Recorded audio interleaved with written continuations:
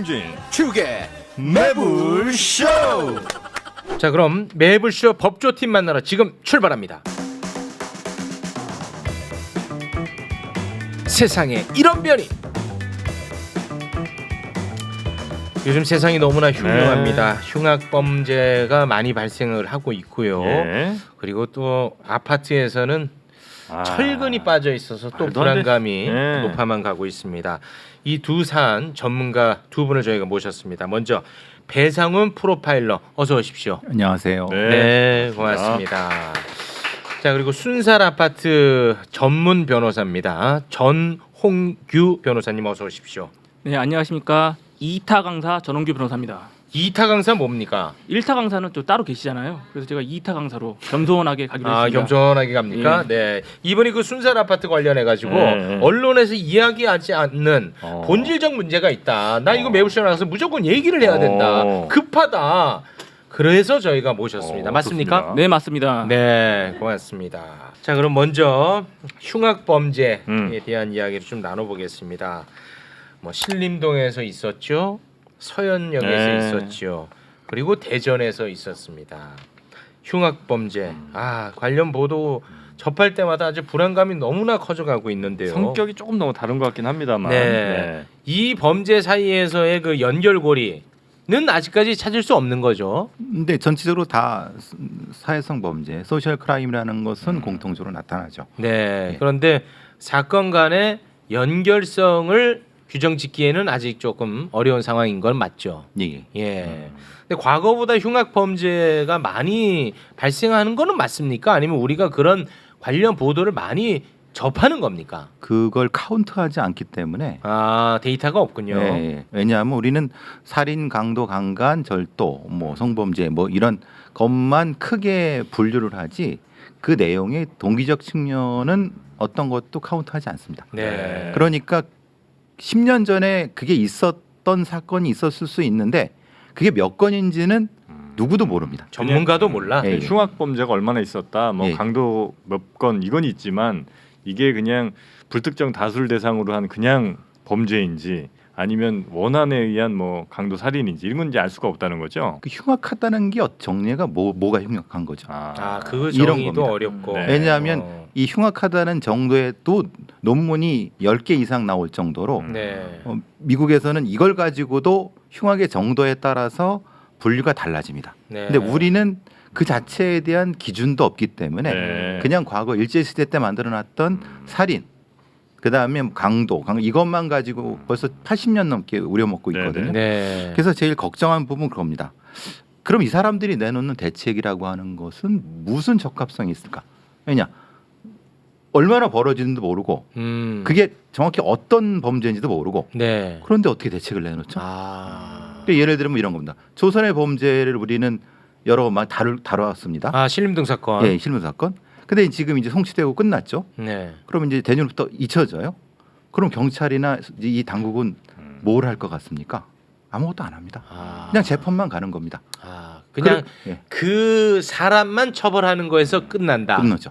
그래서 이것을 전담해서 무엇인가 사회적 의미라든가 뭐 여러 가지 정치적 대안을 해야 되는 부서조차가 없습니다. 경찰도 없고 법무부도 없습니다. 그 문제야. 다만 뭐 입법조사처 정도에서 관심을 갖지만 말 그대로 그거는 입법을 보조하는 입장에서 그렇기 때문에 사실 이 사건 나오고 몇 건 나오면서 제일 걱정되는 것은 이 사건을 둘러싼 사회적 의미를 또 해석하는데 오히려 이게 나쁘게 해석하는 거죠. 뭐라자면 이거를 남용 범죄다, 여혐 범죄다.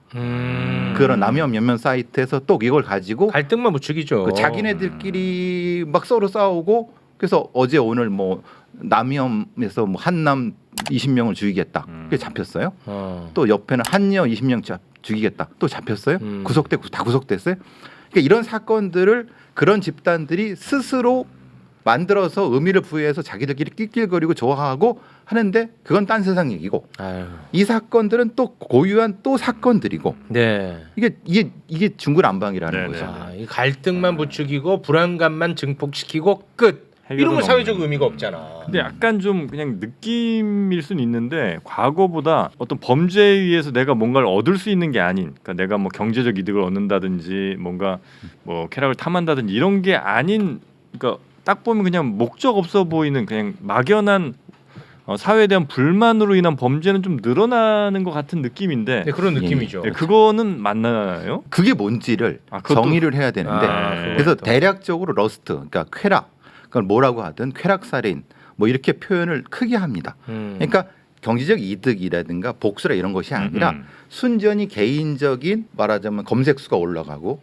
내 글에 댓글이 올라가는 이런 정도의 그걸 러스트, 뭐 쾌락이라고 하면은 그런 범죄가 는 거는 맞다. 근데 그런 범죄라고 하는 것 자체를 어떻게 정의할 것인가도 사실은 어려운 모호한 문제네. 부분이지만 네. 말씀하신 대로 무엇인가 늘어난 건 맞는 것 같습니다. 그게 늘어난 건 맞는데 도대체 그게 뭔지를 정의하지 않으니까 그러니까 오히려 되게 갑갑한 부분이라는 거예요. 뭐랄까요? 그러니까 증오 범죄 같은 거라고 얘기하면 조금 그래도 개념이 좀 명확해질 것 같긴 한데 그거는 좀 늘었습니까? 그것도 통계가 없나요? 예.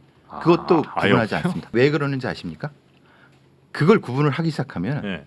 그럼 그 이전의 범죄들 다 재분류해야 됩니다. 그러니까 오늘부터 일이 많아지. 2024년 1월 1일부터 우리의 법 체계에서는 헤이트 크라임이 있어야 되고 그것에 대한 처벌을 해야 되기 때문에 그걸 분리해야 돼. 그러면 작년부터 재작년에도 벌어졌을 거란 말입니다. 네. 그럼 다시 재분류해야 돼요.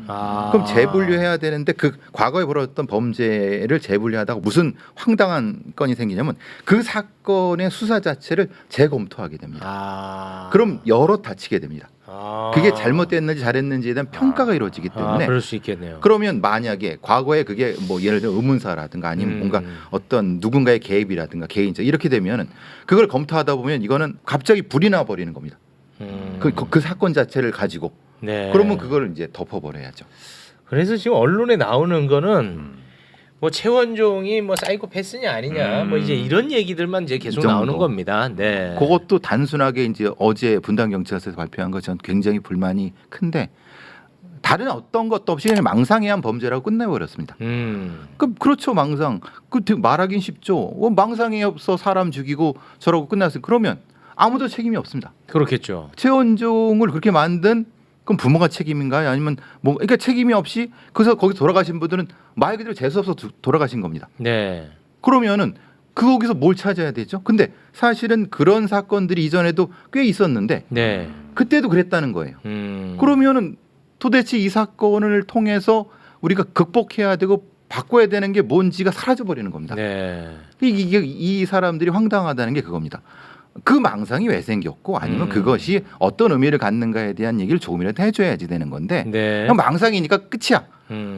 저는 어제 너무 화가 난 거예요. 그걸로 끝날 거면 그 난리를 왜 폈어? 그러니까 이런 악마가 네. 왜 우리 사회에서 만들어졌는지 예, 그렇죠. 이제 그런 부분도 우리가 사실 관심을 갖고 그런 부분들을 밝혀내야지 앞으로 이런 것들을 막아낼 수 있다는 말씀 아닙니까? 그래서 제가 지금 말씀드린 것처럼 일본에서는 이게 많아지니까 2000년, 2010년까지 거리 악마라고 하는 현상들이 나타나. 거기는 그렇게 규정을 하고 거리 악마 아무런 이유 없이 칼질하고 하니까 네. 이게 심각하게 국가에서 연구를 하고 뭔가 대안을 세워야 되겠다. 10년에 걸쳐서 이런 사람들의 66건 정도를 10년 동안 꾸준히 연구해서 그 결론을 가지고 대안을 마련한 겁니다. 그러니까 일본도 그 이전에는 없었어요. 근데 우리는 망상입니다. 끝. 그럼 어쩌자는 거예요? 또 그런 사람이 나타나면 또 그런가요? 그래서 아무것도 모르고 아무 데이터도 없으니까 결국은 뭐 묻지마 범죄 이런 식으로 맞습니다. 우리가 이제 퉁치고 넘어갔던. 그러면 안 된다는 겁니다. 네. 그 살인 예고글 지금 계속 올라오고 있지 않습니까? 예, 예. 그걸 잡기도 하고. 예. 이거는 어떻게 봐야 됩니까? 요거는 그래도 조금 분석이 그렇죠. 앞에 거보다 좀 편한 측면이 있을 것 같은데요. 조선과 최원종의 범죄와는 독립적으로 이것을 이용해서 어떤 집단의 이익이라든가 아니면은 어떤 특정한 개인의 이런 뭐 이익이라고 하는 이해관계가 존재하는 그걸 분석해 보니까 특정한 커뮤니티를 경유하더라. IP에. 그게 뭐 예를 들어 뭐 말씀하신 DC 인사이드의 어느 특정한 커뮤니티를 경유하거나 거기서부터 시작됐거나 아니면 그게 종말 단계거나 그러면은 거기에서 에너지를 받는다. 그 사람들이 그러니까 서로 격려를 받고 올라쓰고 아 그런 글을 올리면 격려를 받아요. 예 거기서 이제 댓글을 받고 그럼 야너또 20명 나는 30명 너 가 그래 내가 가서 봐줄게 사진 찍어줄까 막 이런 그리고 장갑차 오니까 장갑차 앞에서 인증사 찍고 올리고 그렇게 이제 말하자면 뭔가 대단한 사람들 인양 부추기는. 근데 그거는 처벌을 어떻게 하는 거죠? 아 여기 참 그 까다로운 것 같아요. 애매한 그래서 거예요. 법무부에서는 이것도 이제 그 처벌할 수 있는 근거를 마련하겠다는 거 법적 아니겠습니까? 근거가 없으니까 아, 마련하겠다는 네. 거거든요. 지금 상으로는 뭐 변호사는 계시지만 정보통신망법상 인터넷 명예훼손죄라든가 아니면 뭐 당연히 여러 가지 그 뭐 살인 예고 같은 거 살인 예비죄 같은 걸 하는데 그게 다 판례가 없고 네. 적용하기가 좀 난감한 부분이 있어서 아예 그러면 세게 테러방지법으로 가는. 근데 그건 또 아니다. 그러니까 법무부에서는 별도의 규정을 만들자라는 네. 쪽으로 얘기가 돼. 그럼 별도의 규정 만들면 지금은 안 된다는 그러니까 거죠. 지금 이미 저지른 사람들은 처벌할 수가 없다는 거지 사실상. 근데 그거보다도 네. 더 중요한 거는 민법으로 가야 되는 거예요. 민사상 손해배상 청구를 강하게 들어가야 되는 거예요. 민사상 손해배상. 형사법 형사가 없으니까. 예. 누가? 국가가요. 왜냐하면 이런 살인 예고글 때문에 네. 행정력이 낭비가 되잖아요. 아 그렇긴 하죠. 그렇죠? 예. 경찰 특공대가 투입되기도 하고 네. 다양한 사람들이 지금 여기에 공권력이 낭비가 됐단 말이에요. 네. 이와 관련돼서 투입된 모든 동원된 자원들에 대해서 손해배상 청구를 하는 거예요. 그 개인한테. 그래서 민사로. 받아낼 수 있는 돈으로서. 근데 그것까지도 예를 들어서 내가 뭐 어디 역에서 뭐 서울역에서 30명 죽인다고 썼다 쳐요. 그럴 의사가 전혀 없었다라고 이제 당연히 주장하겠죠. 실제로 하지도 장난이었다. 않았고 예. 네. 장난이었다고 했. 그런데 왜 국가가 그런 쓸데없는 저 행정력을 이렇게 장난끌 하나에 부안해동하느냐? 이거 국가 잘못이 뭐에 나한테 그거를 저 민사소송으로 돈을 받아내는 이렇게 주장할 거 아닙니까? 근데 이제 국가는 당연히 국민의 신체와 재산을 보호해야 되는 게 일차적 의무잖아요. 그러니까 당연히 강하게 대처를 해야 되거든요. 네. 한 명이라도 만약에 다쳤다. 그러면 당연히 국가는 그 의무를 저버리게 되는 거기 때문에 강하게 대처를 해야 되는 게 맞습니다. 네. 당연히 국가에서는 청구를 할 수는 있는 거죠. 네. 근데 이제 판례가 네. 형성된 판례가 그렇게 많지 않습니다. 그러니까 이제 119 신고를 많이 해갖고 119 출동하게 했는데 그런 거 사건이 있지 않습니까? 네네네. 그런데 실제로 거기에 대한 전체 비용이 30억 정도를 물어내겠지만 실제로는 그렇게 많이 현실적으로는 현실적으로 잘안 불가능. 되는군요. 그러니까 지금 우리의 시스템에서는 사실 그거를 그 사람들한테 민사적으로 크게 물어내게 할 수 있는 일단 대중의 인식 자체라든가 법조인도 마찬가지고 국가적인 인식 자체가 아직 부족한 상태. 네네. 네.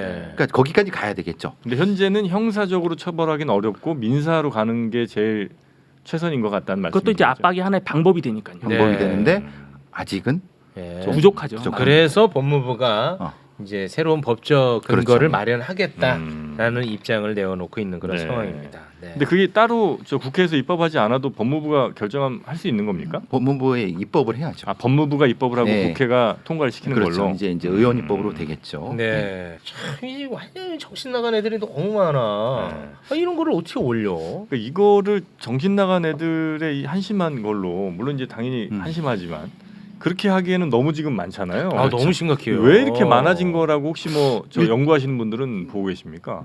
일단은 그런 연구 자체는 일단 없고 없어요? 네. 없고 이제 지금 나오는 여러 가지 분석들이라고 하는 건 일종의 이것을 범죄의 놀이화라는 개념으로 쓰시는 분도 있고 네. 이게 무슨 챌린지가 있지 않습니까? 네. 예전에 뭐 연예인들 아이스 버킷 챌린지처럼 그 챌린지 같은 느낌으로 지금 접근을 하는 것 같습니다. 아이들이. 너무 요즘 이제 불안하니까 당장 좀 사람 많은 데서 수상한 행동 보이는 사람들 검문하자 이런 얘기도 좀 있는 것 같아요. 그렇죠. 그거는 어쨌든 사람들의 불안감을 좀 줄여준다는 의미에서 바람직한 방향 같기도 하다가도 그냥 수상해 보이는 거를 경찰이 판단해서 네. 즉석 검문한다는 건 약간 좀 거부감이 들기도 그래서 하잖아요. 실제로 이번에 그 고등학생이었나요? 의정부에서 중학생. 중학생이 도망가다가. 중학생이었나? 아무 그 무고한 학생이야. 네. 근데 막 몸 다 날라갔더라고. 그러니까 자기는 평소대로 후드티 입고 네. 운동을 했는데 이어폰 끼고. 이어폰 끼고 했는데 그거를 본 초등학생들이 얘들 기준으로는 후드티 입은 게 이상한 거예요. 네. 그 이제 얘들 기준이죠. 근데 이제 거기서 그쳤으면 뭐 문제가 아닌데 형사팀들도 바짝 긴장한 상태였단 말이에요. 그렇겠죠 그렇죠. 지금. 그러니까 위에서도 막 쪼고 그러니까 네. 그러니까 가 보니까 후드티 입고 뛰는데 그러니까 야 잠깐만 있어 일로 와라고 하는데 이 경찰들이 조금 뭐라 그러나 본인의 신분을 알려주거나 그랬어야 되는데 그것이 미흡했나 봐요. 야 저 가만히 있어봐 막 뛰어가니까 얘도 누가 겁나는 쫓아오니까 막 거지. 쫓아오고 거기도 남자 형상들 좀 형사들이니까 사복이니까 또. 예, 쫓아오고 얘는 이 형사들을 의심했고 무섭게 받고. 형사들은 쟤를 의심해갖고 예. 막 몸싸움이 벌어졌는데 예, 예. 말씀하신 대로 중사매가 아유, 많이 다치고 많이 다쳤더라고. 전시삼주 그리고 거기 있는 또 형사들도 여자 형사가 또 다치고 네.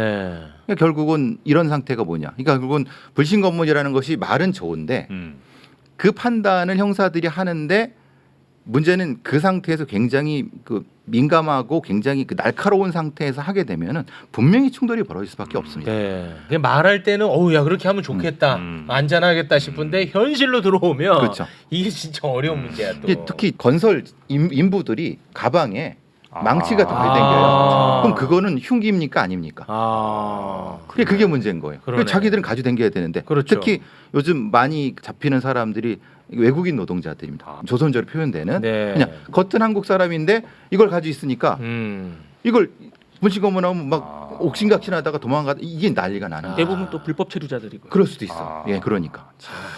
큰일이네. 예, 그렇죠.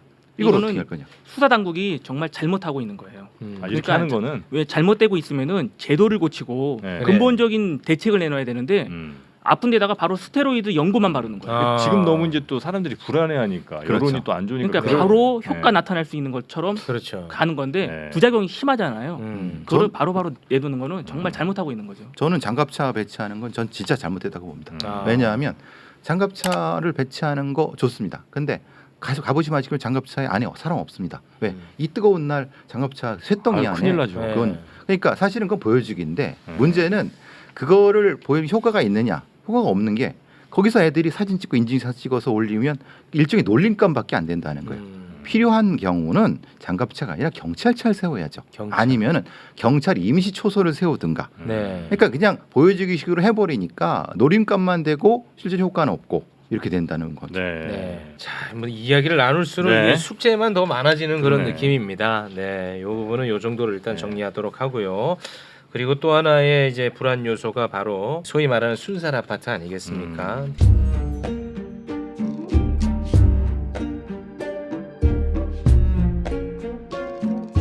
이게 뭐 전수조사도 다 잘 안 됐더만 누락된 곳도 있고 그렇더라고. 10개 단지는 또 누락되기도 네. 했고. 자, 이 부분에 대해서 도대체 어떤 말씀을 하고 싶어서 오늘 나오신 겁니까? 일단은 이 순살 아파트 관련된 거는 그 아파트만의 문제가 아니에요. 이 건설 자체의 문제고요. 이거는 행정 처분 자체가 약하기 때문에 발생하는 일입니다. 그러니까 우리들이 좀 착각을 하고 있는 거예요. 네. 이게 아파트에서 철근 몇 개 빠졌기 때문에 이런 일이 뭐 발생한 거 아니냐 이렇게 하는데 이거에 대해서 지금 방송에서도 그렇고 대부분의 뭐 변호사님들이 지적한 적이 지금 단 한 번도 없는 걸로 알고 있습니다. 그래서 제가 오늘 그 부분에 대해서 확실하게 어떤 거예요? 지적을 한번 네네. 해드리겠습니다. 어떤 부분 이게 근본적인 원인이 있다는 거야 이분은. 네. 그게 뭔가요? 일단은 간단하게 말씀드리면은 행정 처분이 약하고 그거를 다 빠져나오고 있어요. 우리가 무서워하지 않는 이유가 뭐냐면은 철근 몇 개 빼먹는다고 처벌 받을까요? 철근 공사 몇 개 현장에서 철근을 빼먹으면 빼먹고 예. 처벌을 받느냐? 그걸 밝혀내는 것과는 무관하게 예. 만약에 밝혀냈다. 치더라도 그건 잘 모르겠네 나는. 대부분 처벌받지 않을 수가 있습니다. 그리고 정말로 처벌 받더라도 네. 벌금 몇백만 원 수준. 가벼워요. 정말 가볍습니다. 정말 가볍고 더 간다고 하더라도 영업 정지를 받게 되는데 네. 영업 정지 받으려면은 사람이 뭐 다치거나 크게 뭐 사망까지 하셔야 돼요. 네. 근데 이 영업 정지 처분도 또 빠져나와요. 가처분 신청하더만. 그 전에 과징금으로 또 돌릴 수가 있어. 요 아. 과징금으로. 어떤 게 있냐면은 우리 광주에 최근에 철거 현장에서 네. 철거하다가 무너져가지고 네네. 사람 다친 적 있었잖아요. 그렇습니다. 그때 맨 처음에 영업 정지가 8개월이 나왔거든요. 그때까지는 사람들이 잘했어라고 했지만 은근슬쩍 과징금 4억으로 바뀌었어요. 돈으로 때울 수 있다는 거예요. 아 그래요? 근데 이 과징금을 누가 할 수 있느냐? 국토부 장관이 할 수 있어요. 그래요? 영업 정지냐 과징금이냐 결정하는 거를 네. 장관이 할 수 있다고요? 예, 국토부에서 할 수 있는 거예요. 그래요? 예, 알아서 종합적으로 판단해서 결정하는 거예요. 근데 그건 이제 행정 처분일 거고 예, 형사적 처벌을 법원에서 할 거 안 아니에요? 받아요? 사람이 몇 명 이상 뭐 5명 이상 사망하지 않으면은 크게 처벌받지를 않아요. 그래요? 별로 내가 어떤 대부분 집- 집행유예 나오고 징역 사는 경우가 거의 없습니다. 심각하네. 내가 어떤 뭐 아파트를 지었는데 그 너무 부실하게 해서 그게 이렇게 뭐 쓰러지거나 무너졌는데 사람이 예를 들어 아직 입주 전이라 안 사망했다고 치면 그러면 형사적 처벌을 안 받는다고요? 받더라도 가볍다. 아주 가볍고요. 아. 기본적으로 지금 대한민국에서 아파트 무너진 거를 몇 건이나 보셨습니까? 무너진 거요? 예. 무너진 건 사실 많이는 못 봤죠. 한 2번 정도 본 것 같아요. 근데 지금 우리나라에 아파트가 몇 동이 있죠? 어마어마하죠. 그러니까요. 걸릴 확률이 없고 무너지지가 않는다는 거예요. 그런데 아. 제가 장담컨대 부실이 있는 아파트는 지금 많이 있을 90%가 것이다. 넘을 겁니다. 90%요? 예. 아파트에 금가 있고 막 그러지 않습니까? 지하 주차장에 왜냐하면 금가 이 있고. 설계를 할 때요. 네. 이 기둥에 철근이 만약 10개가 들어가야 된다고 설계가 되어 있다면 네. 7, 8개만 들어가도 절대 무너지지가 않게 설계를 해요. 그러니까 한두 개는 빼먹어도 전혀 문제 없게 설계를 하는 거예요. 맨 처음부터. 그렇기 때문에 시공사는 자재비를 아끼기 위해서 어떻게 하냐면은 짜는 거예요. 설계 회사랑. 그래서 야 도면에서 애초부터 2개 빼. 이렇게 해서 자재비를 아낄 수도 있고요. 근데 이렇게 이런 방식을 사용하지 않는 경우에는 어떻게 하냐면 일단 10개로 되어 있으면 네. 10개 자재가 다 들어와요. 자재가 다 들어온 상태에서 그다음에 다시 자재를 2개 빼돌리는 거예요. 빼돌려서 팔아먹는 거죠. 와. 8개만 넣는 거예요. 예, 8개만 넣는데 8개를 또 다 안 집어넣어요. 7개만 8개 들어가면 전혀 문제 없어요. 대부분의 아파트들은 거의 그렇게 지어졌다고 저는 생각합니다. 근데 거기에서 또 현장 소장이 또 짜는 거예요. 용돈 벌려고. 대부분이 또 불법 하도급을 주거든요. 네. 이 불법 하도급을 받은 업체 네. 거기하고 짬짬이를 하는 거예요. 그래서 2개 더 빼자. 안 무너져. 그럼 2개 또 빼는 거예요. 그것도 팔아요. 단계별로 계속 빼네. 예, 또 빼요. 잘 안 무너져요. 솔직히. 근데 언제 무너지느냐? 그랬는데 또 감리가 뇌물을 받아야 되잖아요. 감리도. 감리 줄 돈이 필요하니까 하나 더 빼자. 그럼 또 거기에 콘크리트가 들어가야 되잖아요. 네. 콘크리트에 물을 타는 거예요. 맞아요. 물타기. 그러면은 철근 아주 많이 빼먹었죠. 콘크리트에 물도 탔죠. 그러니까 콘크리트 물 타면 콘크리트가 조금 들어가요? 그렇죠. 양이 적죠. 양이 적죠. 적으니까 강도가 약해지죠. 예, 강도는 약해지고. 게다가 요즘에 건설 근로자들이 대부분 외국인 근로자들이잖아요. 네네. 그러니까 기술력이 많이 떨어지죠. 그러니까 이런 것들이 복합해서 나왔을 때 그때야 그때 한번 무너지는 거예요. 진짜 만에 한 번 무너지는 거예요. 그러니까 건설사 입장에서는 이런 위반 행위를 할까요, 안 할까요? 할 유혹을 많이 느낄 수밖에 없는 게 실정이라는 거예요. 근데 예를 들어서 한 번 적발되면 이 사업 영원히 못 한다라고 생각한다. 그러면 이거 뭐 사장이 나서 가지고 단속하겠지. 그렇죠. 예. 하지만 걸려도 아무 상관이 가볍다. 없다는 거예요. 그다음에 또 건설사는 고정 직원들이 막 계속 몇백 명씩 있고 이런 회사가 거의 없고 그렇죠. 그냥 만들면 되잖아요, 새로. 그렇습니다. 페이퍼 컴퍼니가 있고. 근데 네. 영업 정지를 또 맞았다. 그러면 영업을 못 할까요? 영업 정지 맞았지만 바로 행정소송, 집행정지를 걸어버려요. 소송 중. 가처분. 이 가처분을 걸면 여기는 안 받아주면 회사 망합니다라고 분명히 얘기할 거예요. 우리 회사 망하면 직원들 다 굶어 죽습니다. 망할 짓을 지들이 했으니까 지들이 책임져야지. 왜 근데 이제 법원의 입장에서는 법원을 압박해? 가처분은 좀 들어줘도 되잖아요. 본안 왜? 소송이 아니니까. 본안이 아니니까 본안 가도 다퉈. 그래서 본안에서 다투라고 해요. 근데 본안에 가면 어떻게 돼? 본안에서는 결국은 다 해소를 해요. 그래서 행정소송에서는 다 져요. 업체들이. 업체들이 져. 다 져요. 근데 그럼 사법부가 잘못한 거 전혀 없죠. 하지만 1심, 2심, 기간을 3심 늘리는 거네.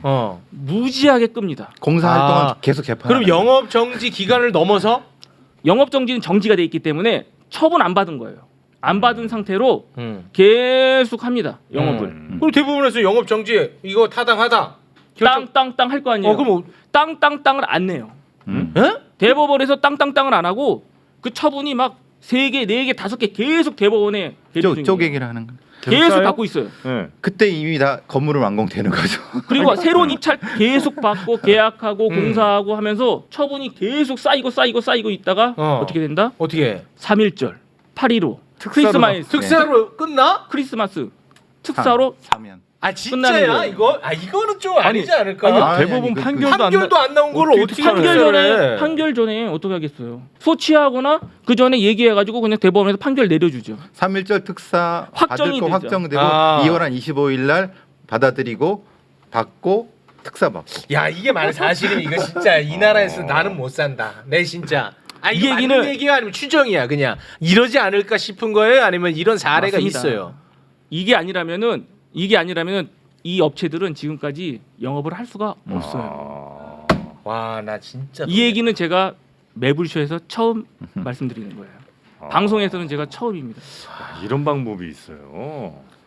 엉망이네. 이것만 보면은 뭐 법원에서는 잘못한 게 없죠. 와, 너무 힘들다 진짜. 난 야, 이런 이렇게 나라에서 간다. 나는 진짜 못 살겠다. 근데 그 금 가서 불안해 사는 아파트 주민들은 누가 책임지죠? 그러니까 이것도 진짜 너무 슬픈 게 뭐냐면요. 아, 이게 금이 갔다고 해서 우리가 당장 그 무너지는 게 아니니까. 소송을 하잖아요.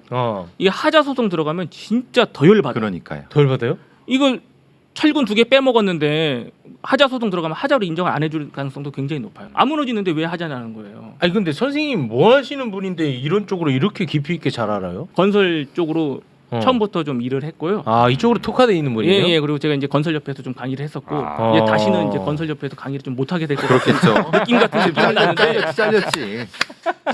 뭐 그렇게 되면 아니면 좀 매불쇼에서 좀 자주 불러주시면 뭐 그걸로 뭐 퉁치는 걸로 하겠습니다. 뭘 위해서 이 얘기를 공개하시는 거야? 너무 답답하셨구나. 답답하잖아요. 아, 이거 저 MBC에서 하세요 이런 거. 하셨네 MBC에 여기. 했어요? 제가 그 관저공사 관련돼 가지고요. 이제 스트레이트 한번 나갔습니다. 예, 나갔고 그 이후로는 잘 못 나가고 있어요. 아, 해야 돼. 이거 MBC에서 하세요. MBC에서. 근데 이게 언론사들 입장에서는 또 또 광고 건설사가 걸려 있지? 제일 큰 광고주들이니까 광고 걸려 있어. 예. 뭐 쉽게 이렇게 자주 하긴 힘들 것 같아. 아, 제가 볼 때는 네. 징벌적 손해배상 제도가 꼭 도입이 돼야 될 것 같아요. 아. 그게 아니고서는 뭐 그렇지. 막을 수가 없고요. 네. 게다가 또 웃긴 게요. 뭐 불법 하도급을 주던 무면허 업자한테 하도급을 주더라도 하도급 대급은 다 지급을 해야 돼요. 돈은 돈이고 불법은 불법이에요. 무면 업자가 그렇게 많아요? 엄청 많죠. 우리가 흔히 아파트 짓는 거는 종합건설업체거든요. 네, 네. 근데 여기는 직접 시공을 안 해요. 대한민국 국민들 잘 모르시겠지만 대부분 다 단종이 다 있어요. 여기에서 단종업체라고 하는 업체들한테 하도급을 합법적으로 주는 거예요. 네. 합법적으로 하도급을 다 줘요.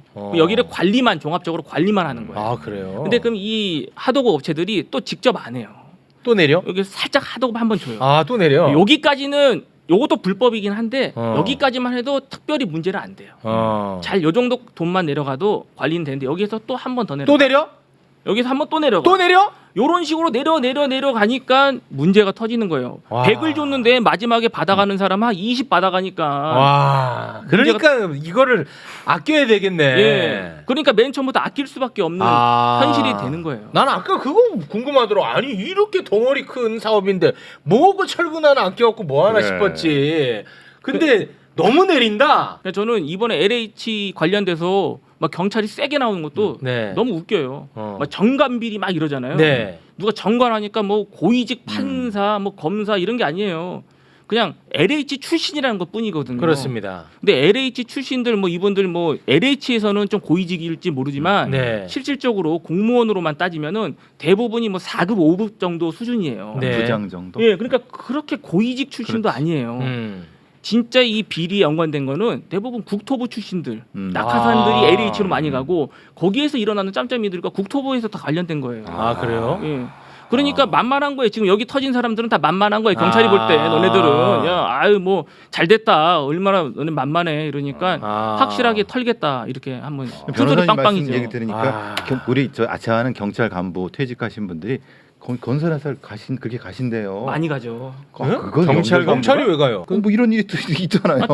대부분이 저기 건설 현장은 불법 하도급은 기본적으로 많이 일어나고 그다음에 외국인 근로자들은 대부분 또 그렇죠. 아시겠지만 또 불법 불법 체류. 체류자들이고 어. 불법 단속을 막아주는 역할로 경찰분들이 있는 거예요? 어쨌든 이제 그 수사를 첫 수사는 경찰이 되니까. 아, 나 진짜 너무 아니 진짜 이거 카르텔 맞네. 아니 이 모양인데 그래도 아파트들 지금 와, 이 이렇게 정도면 살아있는 거. 진짜 천운이다. 천운. 아니, 근데 마지막 한번 더 열받게 예, 해드릴까요? 예, 예. 더 열받게 뭐예요? 해드릴까요? 재밌어요? 나 열받게 하는 게? 나 지금 너무 힘든데. 우리가 이제 하자를 이게 하자입니다라고 소송할 때 대부분들이 우리 그 분양할 때는 언제 분양 당시에 설계도면을 가지고 우리는 이거 하자입니다라고 얘기를 할 거 아니에요? 네. 2년 살았는데 네. 얘기했더니 법원에서 뭐라 그러는지 아세요? 준공 당시 도면, 음. 준공 당시 도면을 가지고 얘기를 하는 거예요. 그러면은 우리는 분양 당시랑 준공 당시는 벌써 몇 년 차이가 차이가 나잖아요. 많지. 분양으로 해야지. 2년, 3년 막 지났잖아요. 네. 그거 보고 들어갔는데 그 2년, 3년 동안에 자기네들 마음대로 다운그레이드를 시켜요. 그래? 막 다운그레이드를 시켜놓고선 그거를 상대로 법원에서는 아 이거다. 야 준공도면은 승인 다 받았지 않느냐. 어. 그러니까 이거는 하자 아니다. 이런 경우도 많아요. 그 왜 준공을 해줘? 준공을 해줬으니까. 아니 이거 왜 해줘? 그게 일단 문제잖아. 첫 번째. 그러니까 준공해줄 때 어. 우리들이 소비자들은 참여를 못하는 거예요. 참여를 못했지만 너네들 계약할 때 그거 다 알아서 한 거야. 그러니까 입주할 때 돈을 받고 준공할 때는 바뀐 걸로 준공을 받으니까 예. 그러면 안 되지. 그 차이는 소비자들이 그냥 그러니까 날아가는 업그레이드를 해줬으면 우리가 아무 그렇죠. 그거 괜찮지. 괜찮은데 다운그레이드 해놓고선 이것 어쨌든 관청에서 다 승인 받은 거니까 그냥 사를 해요. 나 진짜 갈게요. 나 진짜 못 살겠어 이 나라에서. 이 말이 안 되는 게 너무 많네. 와. 건설 쪽이. 그래요. 와. 그래서 오늘 나왔습니다. 아 이거 준공을 할 때 준공의 주체는 누구예요? 이게 예를 들면 뭐 당연히 지자체 같은 데서도 아마 뭐 있을 거고. 지자체가 내주는 거예요. 준공은 예. 아마 구청, 시청, 예. 아니 그럼 그 입주하는 사람들이 이거 계약한 그 도면과 다른데 이거 얘기는 못 해요? 모르죠. 그걸 누가 합니까? 그 업체에서 안 알려주면은, 시공사가 예. 내는 거니까요. 근데 안 알려주잖아요. 형 입주민은 이거 돈 오를 거 생각하면 기분이 좋아 그냥. 맞아요. 들어가 이런 거 따지고 싶지가 않아. 여기 안에 철근 몇 개 들었는지 아세요? 관심도 없어. 모르잖아요 지금. 아무도 모르잖아요. 집값 오르는 것만 관심이 있잖아. 무너지지만 않으면 되니까.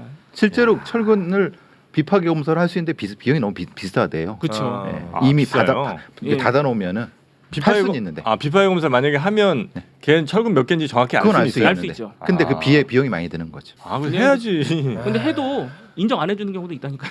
아, 그러니까 예를 들어 10개 들어가야 되는데 7개 들어갔는데 그거 파악이 됐어도 뭐라고 안 한다는 거죠? 이게 하자로 인정이 안 될 가능성도 있다는 거예요. 네. 왜? 안정성에 문제가 없기 때문에 그리고 안정 기준을 충족했기 때문에. 안정성은 무너져봐야 안정한 거죠. 아니, 근데 이제 그 건설 기준이라는 게 있잖아요. 그렇죠. 그 예. 안정성 기준을 넘기 때문에 이거는 문제가 없다 이렇게 나오는 경우도 있어요. 제가 지금 한계에 다다랐습니다. 나머지는 MBC에 가서 좀 해주세요. 좀 부탁 좀 드리겠습니다. 알겠습니다. 이 국회의원 몇몇 분이 좀 봤으면 좋겠다 이건. 아, 보실 거야 아마 이거. 네. 보고 근데 강력하게 좀 얘기를 해주실 분들이 좀 봤으면 좋겠는데. 용기 있는 사람들이 있겠어? 이건 너무 큰 싸움인데 내가 볼 때. 이거 빨리 내리라고 얘기할 사람들만 보는 거 아닌지 걱정이네. 야 매부쇼 뭐야 이거 빨리 내려. 전원규 알겠습니다. 뭐야 내려. 아우 큰일 납니다 그러면. 일단 오늘은 이 정도에서 마무리 짓고 나중에 더 한번 다루겠습니다. 예. 이 심각한 이야기를 오늘 두 가지를 다룬 것 같습니다. 네. 함께해 주신 두 분 대단히 고맙습니다. 예. 감사합니다.